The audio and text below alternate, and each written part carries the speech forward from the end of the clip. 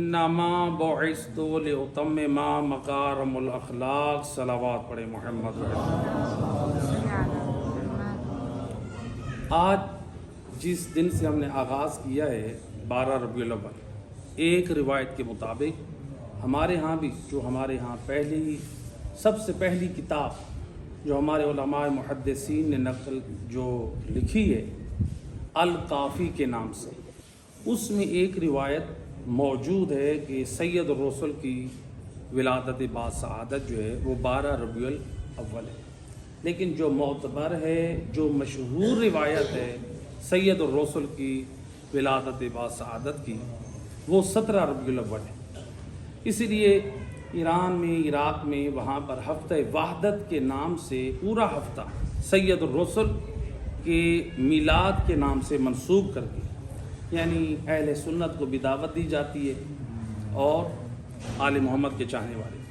تو بہرحال آج کا ایک مبارک دن بھی ہے، اسی لیے سید الرسل کی حدیث کو موضوع قرار دیتے ہوئے خود رسول اللہ اپنی زبان وحی سے فرماتے ہیں انما بعثت لاتمم مکارم الاخلاق. آپ فرماتے ہیں مجھ نبی کو اس لیے بھیجا گیا ہے میں اچھے اخلاق کی تکمیل کروں. سید الرسل، سید الانبیاء، یعنی رسول اللہ نے جس معاشرے میں آپ آئے وہاں پر عرب جو اپنے سرداریوں پہ ناز کرتے تھے، اپنے مال پہ فخر کرتے تھے، اپنے منصب پہ فخر کرتے تھے، اپنی اولادوں پہ فخر کرتے تھے، دنیا کی ہر وہ خیر اپنے پاس سمجھتے تھے، وہ سمجھتے تھے ہم کامیاب ہیں. لیکن کیا دیکھا اس معاشرے میں سب کچھ ہے لیکن دین اور اخلاق نہیں. تو جس معاشرے میں دین نہ ہو، اخلاق نہ ہو، وہ معاشرہ جتنا بھی مالی اعتبار سے جو ہے وہ مضبوط ہو، رسول اللہ کے فرمان سے معلوم ہو رہا ہے وہ مضبوط ظاہری طور پر ہے لیکن خدا کے نزدیک وہ مضبوط نہیں. تو لہٰذا سید رسول نے کیا فرمایا؟ میں اچھے اخلاق کی تکمیل کے لیے بھیجا گیا ہوں. یعنی جس معاشرے میں نے آنکھ کھولی ہے، جہاں پر اعلان رسالت ہوا ہے، اس معاشرے میں آداب اور اخلاق نام کی کوئی چیز نہ تھی. ان کے پاس مال تو تھا، جائیدادیں تو تھیں، اولاد تو تھی، سب کچھ تھا، لیکن اخلاق اور آداب اسلامی نہ تھا. تو لہٰذا سید رسول اچھے اخلاق کی تعلیم کے لیے آئے. اور سید رسول کی عظمت اور شان اور کیا ہو، اللہ قرآن کریم میں سورہ قلم کی آیت نمبر 4 میں فرما رہا ہے انک لعلی خلق عظیم. میرا حبیب تیری عظمت یہ ہے تو خلق عظیم کا مالک ہے.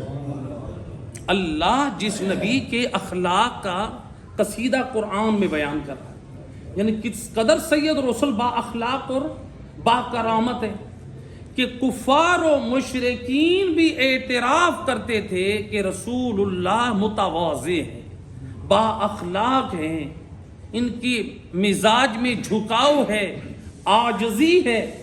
کفار و مشرکین جو دشمن تھے وہ کہتے تھے کہ محمد بڑا عاجز ہے، محمد بہت متواضع ہے. دشمن اپنی زبان پہ رسول اللہ کے اخلاق کے قصیدے پڑھتے تھے. اس لیے سید الرسل نے 40 سال اپنے اخلاق اور کردار سے لوگوں کو پہلے دین کی تعلیم دی. بعد میں اعلان رسالت ہوا تو اللہ کیا کہہ رہا ہے انک لعلی خلق عظیم. میرا حبیب تو خلق عظیم کا مالک ہے. ایک یہودی آیا مولا علی کی خدمت میں کہ یا علی، آپ کہ نبی کے بارے میں بڑا سنا ہے، صف لی نبی یک. اے علی، اپنے نبی، جس نبی کی نبوت پہ ناز کرتے ہیں، ذرا اس کی اوصاف تو بیان کریں، وہ کن اوصاف کے مالک تھے. اب اس نے سوال کیا کہ اپنے نبی کی تعریف کریں، ان کی اوصاف بیان کریں. مولا علی کیا فرماتے ہیں؟ فرماتے ہیں صف لی متاع الدنیا. اے یہودی سوال کرنے والے، پہلے تو مجھے بتا دنیا کی اوصاف کیا ہے، دنیا کا مال و متاع، اس کی تعریف، اس کی شان کیا ہے. اب وہ حیران ہے میں سوال کر رہا ہوں مولا علی سے کہ آپ اپنے نبی کا تعارف کروائیں، اور ان کے دین کا وارث علی کہہ رہے ہیں کہ آپ پہلے مجھے دنیا کے بارے میں بتائیں۔ حیران کرنے والی بات ہے کہ نہیں؟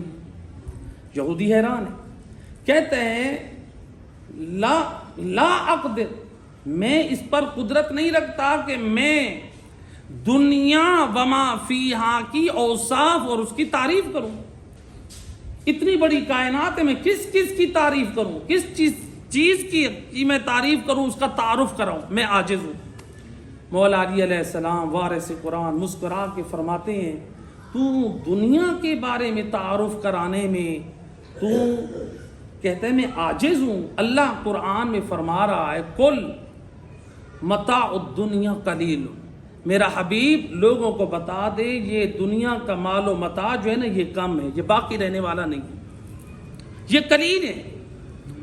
کہا کہ جس کو قرآن نے قلیل کہا ہے اس کو تو کہتا ہے میں اگر اس کی تعریف کروں تو میں عاجز ہوں، جبکہ قرآن میں اللہ میرے حبیب کے بارے میں، میرے رسول کے بارے میں، اپنے حبیب کے بارے میں فرما رہا ہے انک لعلی خلق عظیم، میرا حبیب تو خلق عظیم کا مالک ہے۔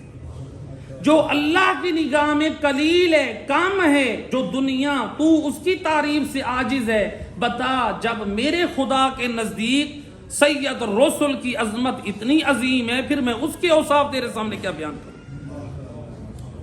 یعنی اللہ صلی علی محمد۔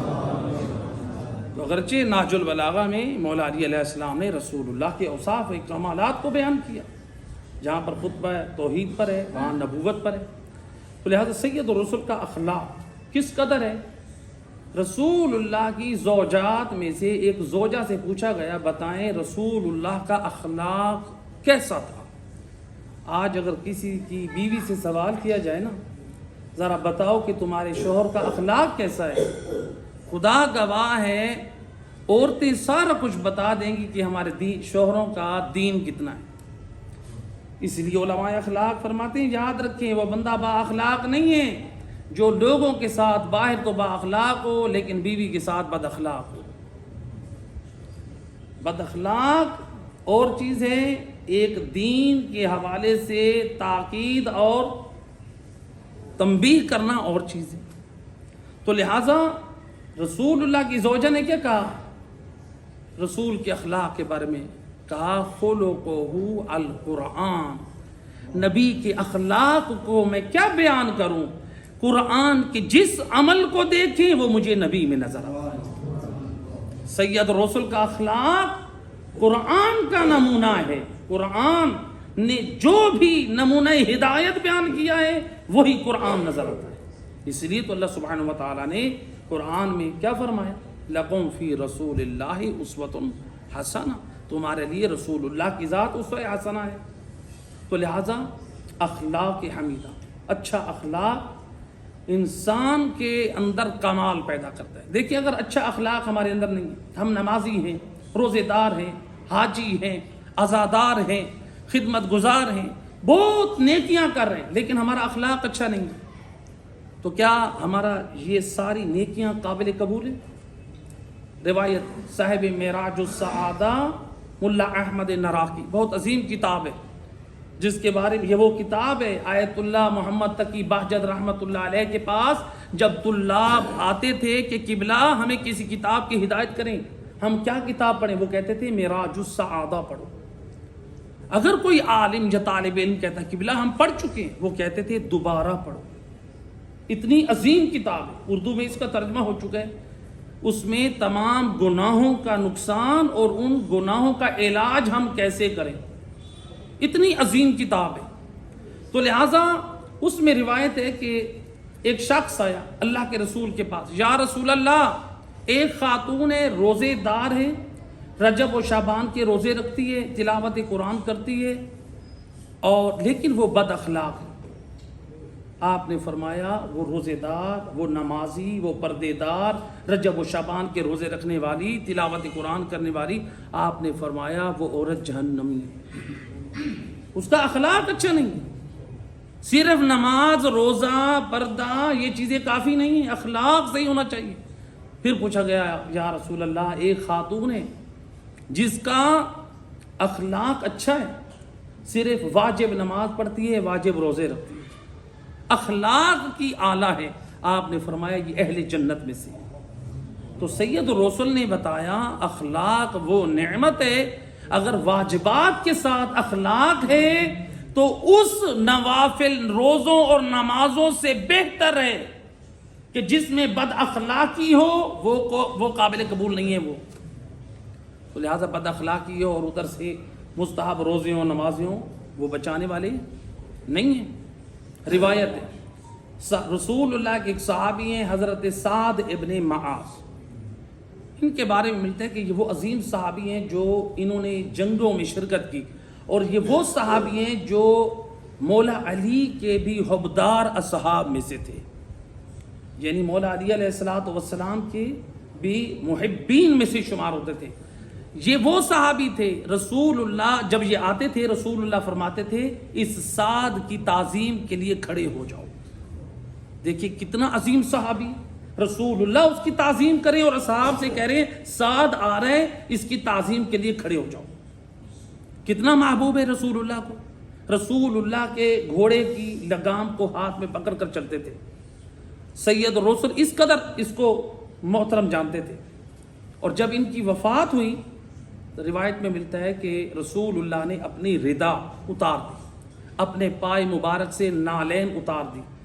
پوچھا اصحاب نے یا رسول اللہ ردا نہیں پہنی، پاؤں میں نالین نہیں تھی، آپ نے اپنی جو ایڑیوں کو بلند کیا ہوا تھا، کبھی دائیں جاتے تھے کبھی بائیں جاتے تھے؟ سید الرسل نے فرمایا سعد کے جنازے میں 70,000 فرشتوں نے شرکت کی تھی۔ کتنے فرشتوں نے؟ 70,000 فرشتوں نے۔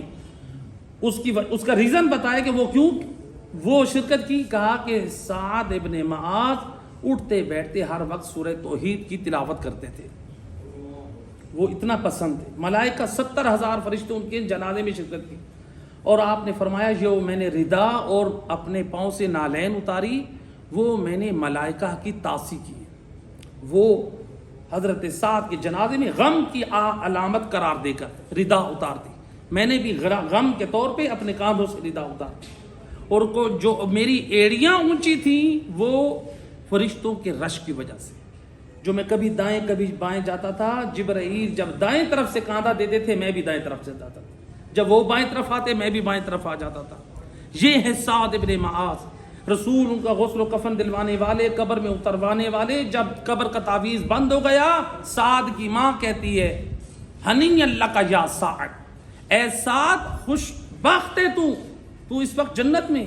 سید الرسل نے جب یہ سنا فرماتے ہیں اے سعد کی ماں کیا کہہ رہے، تیرے بیٹے پہ اس وقت فشار قبر ہو رہا ہے۔ کتنا عظیم صحابی جس کی تعظیم رسول اللہ کروا رہے ہیں، کہا کہ تیرا بیٹا اس وقت فشار قبر میں ہو رہا ہے، یا رسول اللہ وہ کیوں؟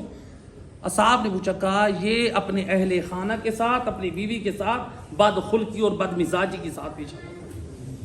تو دیکھیں اس قدر جلیل القدر صحابی ہو کے بھی روایت بتا رہی ہے کہ اتنا عظیم صحابی ہو کے بھی یعنی عذاب خدا فشار قبر میں مبتلا ہو رہا ہے، حالانکہ اس کے جنازے پہ نبی مغفرت کی دعا کر رہے ہیں۔ کیا نبی کی دعا مستجاب نہیں ہوتی؟ نبی کی دعا مستجاب ہوتی ہے، لیکن بعض انسان کے دامن میں کچھ ایسے گناہ ہوتے ہیں۔ اس روایت سے یہی سمجھ آ رہا ہے کہ نبی کی دعا اپنے مقام پر ہے، لیکن بدخلقی اتنا بڑا گناہ ہے اس کے لیے فشار قبر بھی لازم ہے۔ تو لہٰذا اچھا اخلاق کس قدر ضروری ہے۔ ایک آخری روایت میں ہے کہ ایک دن مولا علی علیہ السلام کوفہ کے بازار میں جب آپ آئے تھے، کوفہ میں تو نئے تھے، یہاں پر لوگ بہت کم جانتے تھے مولا علی علیہ السلام کو۔ تو مولا علی علیہ السلام کی عادت میں تھی کہ آپ کوڑا لے کر بازاروں میں گھومتے تھے، جہاں پر بھی کوئی حرام کام کرے گا مولا علی علیہ السلام اسی وقت اس کو تعزیر جاری کرتے تھے، یا بعض کو مجرمین کو اس میدان میں لے آتے تھے جہاں پر مجرمین کو جرم کی سزا ملتی۔ آپ اس بازار میں گئے جہاں پر کھجوریں بکتی تھیں، مولا علی نے کیا دیکھا، ایک چھوٹی بچی ہے جس کے ہاتھوں میں کھجور ہے، وہ رو رہی ہے۔ اب امام علی فرماتے ہیں بچی کیوں رو رہی ہے؟ کہتی ہے نہیں جانتی یہ کون ہے؟ کہتی ہے کہ میرے آقا نے، میرے مالک نے بھیجا ہے، میں کنیز ہوں، کھجوریں لے آؤ۔ میں کھجور لے کر گئی ہوں، اس کو یہ کھجوریں پسند نہیں آئیں، اس نے کہا جاؤ واپس کر کے آؤ۔ میں آئی ہوں، یہ دکاندار کھجوریں واپس نہیں کر رہا۔ شریعت کا مسئلہ ہے، اگر آپ نے کوئی کھجوریں ایسی دی ہیں، کھجوریں نہیں، یعنی ہمیں یہ حدیث سمجھا رہی ہے، گاہک کو حق حاصل ہے، شریعت کے احکام سیکھنا واجب ہے۔ بعض لوگ کیا کرتے ہیں، اگر گاہک آ جاتا ہے کوئی چیز واپس کرنے، ہم نہیں کرتے۔ ایسے ہوتا کہ نہیں ہوتا؟ ہمارے اندر یہ چیز عام خامیاں ہیں۔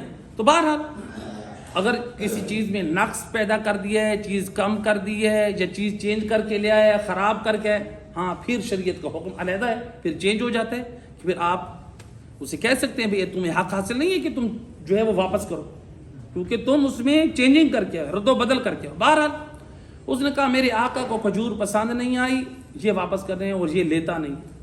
امام علی علیہ السلام اس کھجور والی دکان پہ چڑھے، آپ نے فرمایا کہ اس کی کھجور واپس لو، اور یہ کنیز ہے، اس کے مالک کو پسند نہیں، اس کو پیسے واپس دو۔